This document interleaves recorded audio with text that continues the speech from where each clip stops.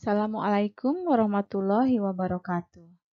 Pada pertemuan kali ini, kita akan membahas mengenai kelas insekta.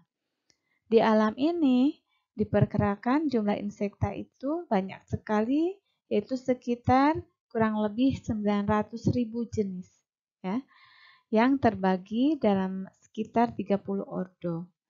Nah, hal ini menunjukkan bahwa banyak sekali variasi dalam kelas insekta, baik bentuk maupun sifat dan kebiasaannya.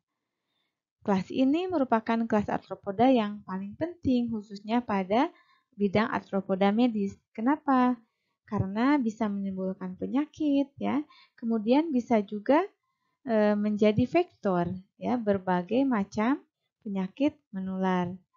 Jadi dia berperan sebagai penular penyakit, ya, sebagai vektor atau sebagai intermediate host, atau juga bisa menyebabkan penyakit secara langsung.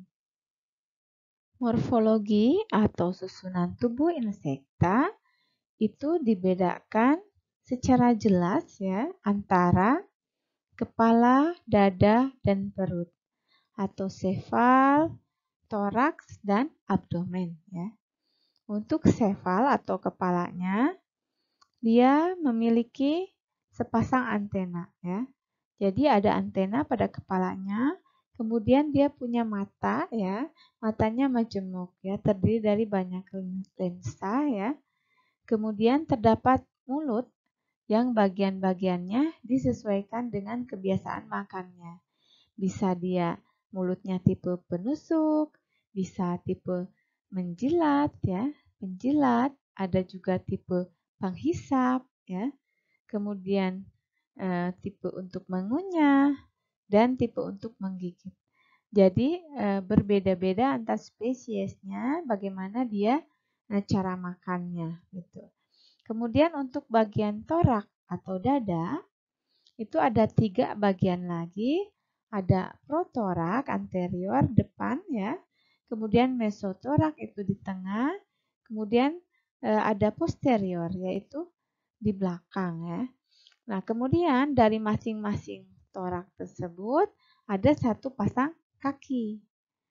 Jadi jumlahnya itu ada 3 pasang kaki atau 6 kaki, disebutnya heksapoda, berkaki 6. Itu artinya ada 3 pasang, ya. Kemudian pada bagian tengahnya itu mesotorak, ya, ada yang memiliki 2 pasang sayap, ya, ada juga yang tidak bersayap. Jadi berbeda spesies, berbeda juga apakah dia bersayap atau tidak bersayap. Oke, kemudian bagian yang ketiga ada abdomen, ya, atau perut. Nah, pada bagian abdomen ini, di bagian abdomen ini ditemukan adanya tonjolan-tonjolan dan segmen abdomen yang jelas, ya. Kemudian ada struktur-struktur tertentu. Misalnya ada alat kopulasi untuk perkawinan, ya, ada alat ovipositor, ya, atau untuk meletakkan telur, ya. Kemudian ada genital eksternal. Berbeda spesies, kemudian berbeda juga ciri-cirinya apakah ada atau tidak. Pada insekta atau serangga, dia punya sistem pencernaan yang alat-alatnya terdiri dari mulut, tembolok, lambung, usus, dan anus. Kemudian sistem sarafnya itu tangga tali. Sistem pernafasannya dengan sistem trakea. Ya, kemudian sistem peredaran darahnya terbuka. Kemudian alat kelaminnya itu terpisah antara jantan dan betina. Oke, kemudian tempat hidupnya berdasarkan siklus hidup, karena dia punya siklus hidupnya, dia bisa hidup di air tawar atau di darat. Bagaimana jenis atau spesiesnya. Nah, umumnya serangga mengalami perubahan bentuk atau metamorfosis, ya, dari telur sampai dewasa. Nah, itu juga akan menentukan tempat hidupnya. Misalnya untuk nyamuk gitu, ya. Kan siklus hidupnya itu ada telur, kemudian larva, pupa, kemudian dewasa, ya. Nah, untuk fase larva dia membutuhkan air, makanya dia hidup di air tawar. Tapi kalau sudah dia berbentuk dewasa, dia hidupnya tidak di air ya. Bahkan dia bisa terbang. Karena spesies serangga itu sangat banyak ya.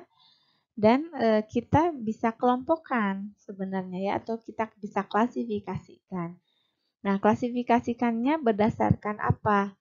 Nah, ini berdasarkan ada tidaknya sayap, ya bisa dengan berdasarkan cara pertumbuhan sayapnya, bisa berdasarkan bagaimana jenis metamorfosisnya, gitu ya. Kemudian berdasarkan bentuk dan susunan mulut, kemudian berdasarkan ciri-ciri khusus tertentu. Kita akan lihat, contohnya kita kelompokkan berdasarkan jenis metamorfosis. Nah, kita coba klasifikasikan insekta berdasarkan metamorfosis ya. Apa metamorfosis itu? Ya, metamorfosis itu adalah perubahan bentuk serangga dari mulai larva sampai dewasa. Semasa dia berkembang menuju dewasa, dia akan melewati bentuk-bentuk tertentu. Ya. Nah, berdasarkan metamorfosisnya, serangga dikelompokkan ya, ada 2 kelompok di sini, ada hemimetabola dan holometabola atau metamorfosis sempurna ya dan tidak sempurna begitu ya. Kita akan pelajari lebih lanjut. Nah, kalau hemimetabola itu serangga yang mengalami metamorfosis tapi tidak sempurna. Oke, daur hidupnya, tahapan perkembangannya yaitu ada telur, kemudian nimpa, ya. Nimpa itu adalah serangga muda yang punya sifat dan bentuk yang sama dengan dewasanya. Nah, dalam fase ini serangga muda mengalami namanya pergantian kulit, ya. Oke, kemudian ada fase selanjutnya yaitu imago atau dewasa. Nah, fase ini ditandai telah berkembangnya semua organ tubuh dengan baik. Nah, termasuk alat perkembangbiakan serta sayapnya. Pada slide ini kita akan melihat contoh ordo dari serangga yang metamorfosisnya itu tidak sempurna ya atau hemimetabola. Di sini ada ordo Isoptera, Orthoptera, ya, Odonata, Hemiptera, dan Theraptera atau Homoptera. Nah, kemudian kita lihat ada gambar ya. Nah, kita perhatikan dimulai itu dari telur ya. Kita lihat ada gambar, ada huruf F ini, ada telur ya, bentuk telurnya dari serangga kecoa ya, atau insekta kecoa, atau misalnya spesies yang biasa kita temukan sehari-hari di rumah itu Periplaneta americana namanya ya, kecoa. Nah, ini gambar telurnya ya, berderet seperti ini. Kemudian nanti keluar anaknya ya, menetas gitu ya. Bentuknya mirip dewasa tapi belum sempurna ya. Kecil ya ukurannya. Kemudian dia berkembang dari yang A itu ke yang B ya. Yang B dia masih kecil, bentuknya mirip dewasa tapi belum sempurna. Kita belum lihat dia ada sayapnya ya. Kemudian yang C dia tambah besar ya. Dan kemudian ada yang D. Nah, dari B ke C ke D, nah dia akan mengalami namanya pergantian kulit begitu. Nah, menuju dewasa dan menuju sempurna bentuknya dengan sayap yang sudah sempurna.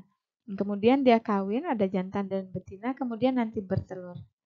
Nah, ini adalah siklus hemimetabola. Dia tidak sempurna ya, karena bentuknya sama gitu ya. Dari awal kecil sampai besar. Tetapi mungkin ada penyempurnaan dari bagian-bagian tubuhnya.